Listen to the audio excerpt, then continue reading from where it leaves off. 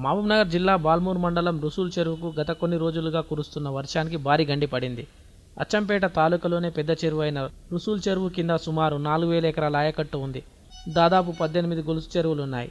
నల్లమల్ల దట్టమైన అడవిలోని రిజర్వ్ ఫారెస్ట్లో అటవీశాఖ ఆధీనంలో ఈ చెరువు ఉంది. అడవుల్లో కురిసిన వర్షాల వలన చెరువు నిండింది. కానీ చెరువుకు భారీ గండి పడటంతో నీరు అంతా వృధాగా కిందికి వెళ్తుంది. స్థానిక ఎమ్మెల్యే గువ్వల బాలరాజ్ అధికారులతో కలిసి చెరువుని పరిశీలించారు. అనంతరం ఎమ్మెల్యే బాలరాజ్ మాట్లాడుతూ మొదటగా అటవీశాఖ అనుమతిస్తే గండిని పుడుస్తామని, ఇవ్వని పక్షంలో ముఖ్యమంత్రి చంద్రశేఖరరావుని కలిసి చర్చిస్తామన్నారు. పాలమూరు రంగారెడ్డి ఎత్తిపోతల ద్వారా వచ్చే నీటిని రసూల్ చెరువుకు మళ్లించి రిజర్వుగా మార్చి అమ్రాబాద్, లింగాల, అచ్చంపేట, ఉప్పునూతల మండలాలకు సాగునీరుగా అందిస్తామన్నారు.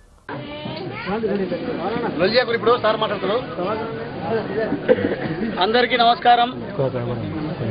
ఈరోజు నిన్న పిఓ ఐటీడీఏ గారు, అదేవిధంగా స్థానికంగా ఉంటున్నటువంటి కొంతమంది నాయకులు, ప్రజాప్రతినిధులు చెప్పినటువంటి కారణంగా ఈ గండిని ప్రత్యక్షంగా చూసి దీన్ని ఏ రకంగా దీనికి ఆనకట్ట వేయాలనే ఆలోచనతోనే ఇక్కడికి రావడం జరిగింది.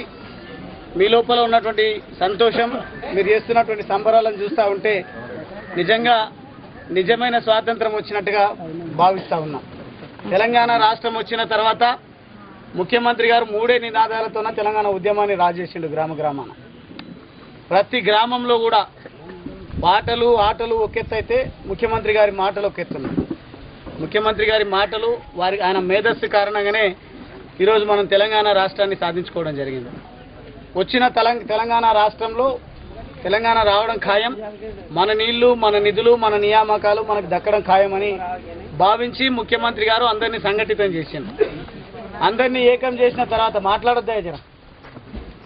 అందరినీ ఏకం చేసిన తర్వాత ఎంతోమంది తెలంగాణ ఉద్యమాన్ని జెండాను పైకి ఎత్తిండ్రు, పదవులు రాగానే కింద పడేసిండ్రు.